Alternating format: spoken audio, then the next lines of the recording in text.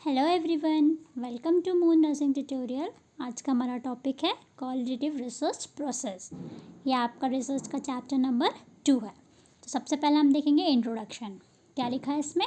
Qualitative research is a systematic and subjective approach to describe events और life experiences and to give them intended meaning. ठीक, qualitative research क्या है? एक systematic और subjective approach है जिसके थ्रू हम क्या करेंगे, किसी इवेंट को डिस्क्राइब करेंगे या उनके लाइफ एक्सपीरियंसेस को। ठीक है। The step of qualitative research is relatively less formally planned, where planning and execution of research move hand in hand. जो क्वालिटेटिव स्टडी होती है उसमें हम लोग क्या करते हैं, हमारा जो भी रिसर्च रहेगा वो लेस फॉर्मल रहेगा। ठीक है। और जो प्लानिंग रहती है और उसका एग्जीक्यूशन जो रहता है वो रिसर्च के साथ साथ में चलता रहता है। पहले से प्री प्लानिंग बहुत कम ही इसमें काम आती है। इसकी टोटल 12 स्टेप है जिसको हम वन बाय वन डील करेंगे। तो सबसे पहले हम देखेंगे आइडेंटिफाइंग रिसर्च प्रॉब्लम एरिया। जब हम क्वालिटेटिव रिसर्च करते हैं तो हमारा जो रिसर्च एरिया रहता है या हमारा टॉपिक रहता है पर्टिकुलरली, वो थोड़ा सा क्या रहता है, ब्रॉड रहता है। फिर जैसे जैसे हम फेमिलियर होते जाते हैं हमारे रिसर्च के साथ, हमारे सब्जेक्ट के साथ, तो वो थोड़ा थोड़ा क्या होता जाता है, नैरो होते जाता है। देन हम क्या करते हैं, फॉर्मुलेट करते हैं ब्रॉड स्टडी ऑब्जेक्टिव। इसमें जो हमारा ऑब्जेक्टिव रहेगा वो हमें क्या प्रोवाइड करता है, गाइडलाइन प्रोवाइड करता है। तो क्वालिटेटिव रिसर्च स्टडी के समय में हमारा जो ऑब्जेक्टिव रहेगा थोड़ा सा ब्रॉड रहेगा। फिर धीरे धीरे जैसे जैसे हमारी स्टडी आगे चलते जाएगी वो क्या हो जाएगा, नैरो हो जाएगा। देन आता है नेक्स्ट आपका रिव्यू ऑफ लिटरेचर्स।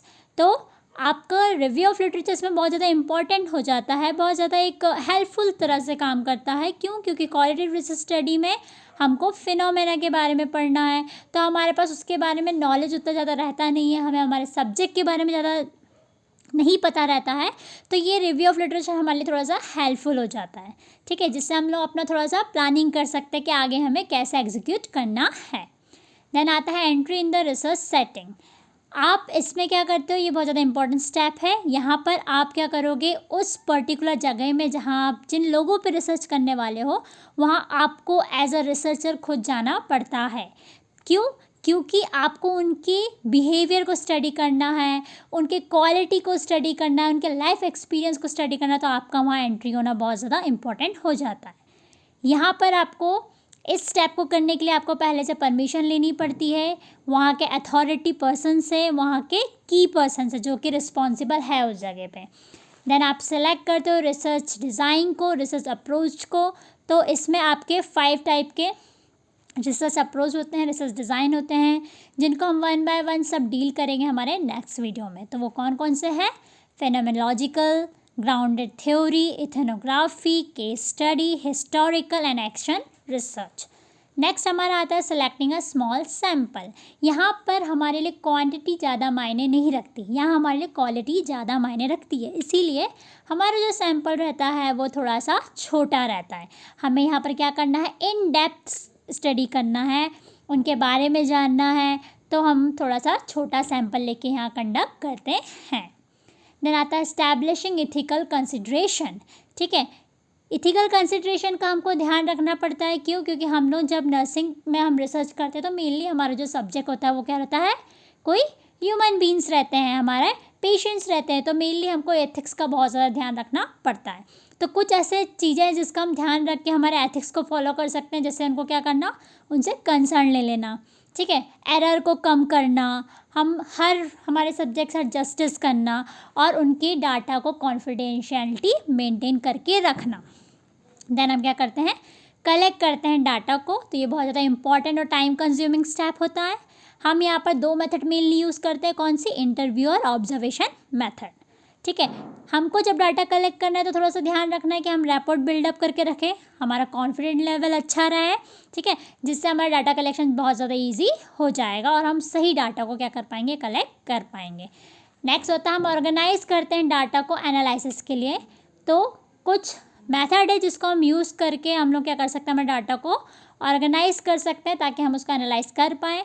तो कौन कौन सी टेक्निक है? लिस्टिंग, लिस्ट आउट करना, कैटेगराइजिंग करना, उसको कैटेगरी के हिसाब से या कुछ ऐसे फीचर्स के हिसाब से उसको अलग अलग ग्रुप में रख देना, या कंपैरिजन के बेसिस उनका ग्रुप बना देना, या फिर लैडरिंग करना, मतलब या तो असेंडिंग वे से या फिर डिसेंडिंग वे से उनको क्या करना? ग्रुप आउट कर देना।